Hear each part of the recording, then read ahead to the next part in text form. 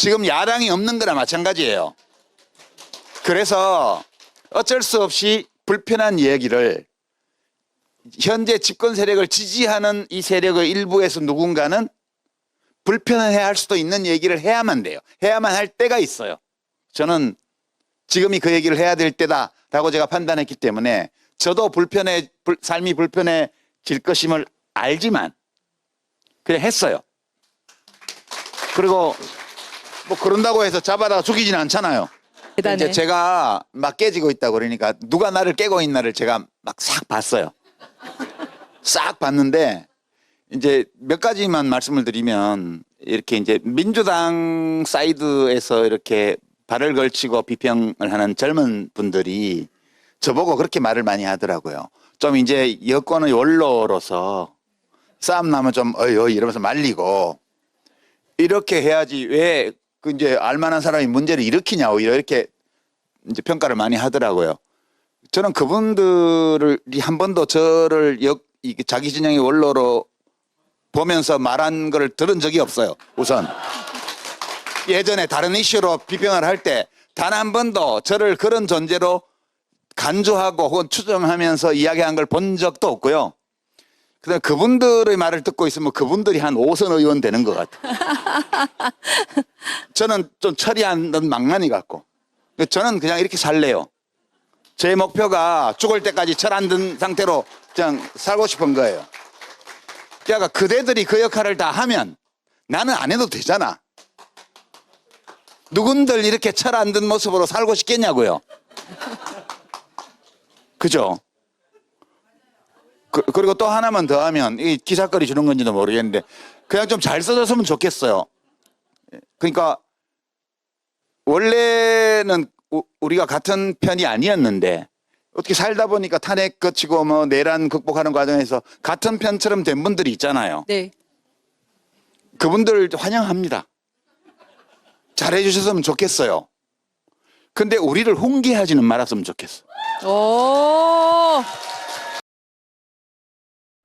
자, 보신 대로 유시민 작가는 어제 열린 북 콘서트에서 자신을 향한 비판에 대해서 이렇게 항변했습니다. 조지 오웰의 동상 뒤에 새겨진 어록을 인용하면서 언론의 자유란 사람들이 듣고 싶어 하지 않는 이야기를 할 자유라고 말이지요. 자신을 불편한 진실을 말하다가 깨지는 지식인으로 격상시킨 것입니다.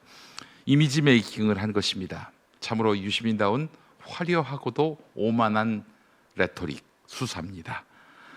하지만 유시민 작가님 착각하지 마십시오. 사람들이 당신에게 분노하는 이유는 당신의 쓴소리 때문이 아닙니다.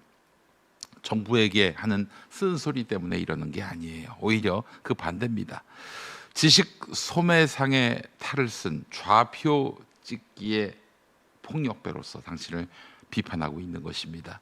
유시민 작가는 야당이 지리멸렬하기 때문에 집권 세력 지지자 일부가 불편해할 이야기를 야당 대신 자신이 하고 있는 것이다 이렇게 주장합니다. 그러나 그가 실제로 한 일은 무엇입니까?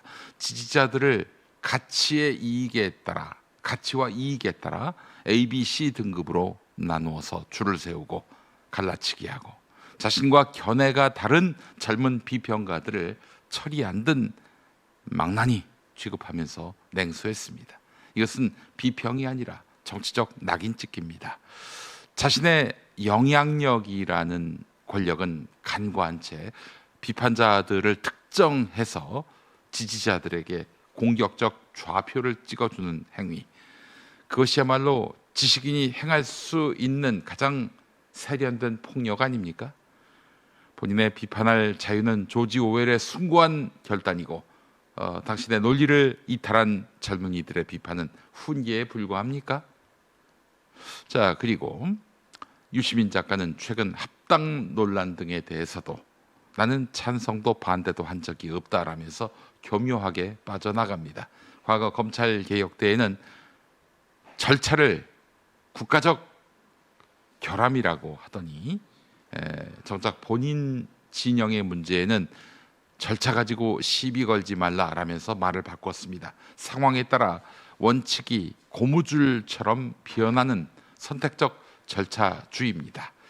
영향력이 있는 발언은 그 자체로 정치적 행위이며 책임이 따르는 것입니다. 하지만 유시민 작가는 강한 메시지로 여론을 선동한 다음 논란이 되면 나는 그런 뜻을 밝힌 바가 없다, 혹은 철학적 고찰이었다라면서 뒤로 숨어버립니다. 그는 자신을 비판하는 모든 기성 언론을 재래 언론이라고 매도하며 이들이 이재명 정부의 해가 될 사람만 기가 막히게 띄워준다고 주장했습니다. 심지어 언론이 이란 전쟁보다 자신의 ABC론을 더 비중 있게 다뤘다는 황당한 피해망상적 발언까지 서슴지 않았습니다. 그 기자들이 그래서 데이터를 찾아보니까 전혀 그렇지 않았어요. 실제 데이터는 그렇지 않았습니다. 이란 전쟁 관련 기사가 전체 9,000건이 넘을 때 유작가 관련 기사는 200건 정도밖에 안 됐습니다. 숫자는 거짓말을 하지 않습니다. 유 작가는 자신의 존재감을 과시하기 위해서 사실관계까지 왜곡하며 언론에 가짜뉴스 딱지를 갖다 붙입니다. 자, 유시민 작가님, 돌아가실 때까지 철이 안 든 상태로 살고 싶다고 하셨나요? 하지만 공적 담론을 주도하는 지식인의 철없음은 또 게다가 굉장히 스피커 권력이 큰 지식인의 철없음은 곧 무책임과 동의어입니다. 유해와 동의어입니다. 대통령 임기 1년도 안 된 시점에 차기 대권을 운운하며 지지자들을 갈라치고 자신에 대한 비판을 기득권적 공격으로 치부하는 그 오만한 태도부터 버리시기 바랍니다. 당신의 표현의 자유가 존중받으려면 당신의 논리에 동의하지 않는 이들의 비판할 자유부터 겸허히 수용하시기 바랍니다. 이제 전지적 작가 시점, 전지적 유작가 시점의 훈계는 그만두고 본인의 발언에 온전히 책임을 지는 1인칭 주체로 돌아오시기 바랍니다. 그것이 당신이 그토록 강조하는 민주주의에 대한 최소한의 예의입니다.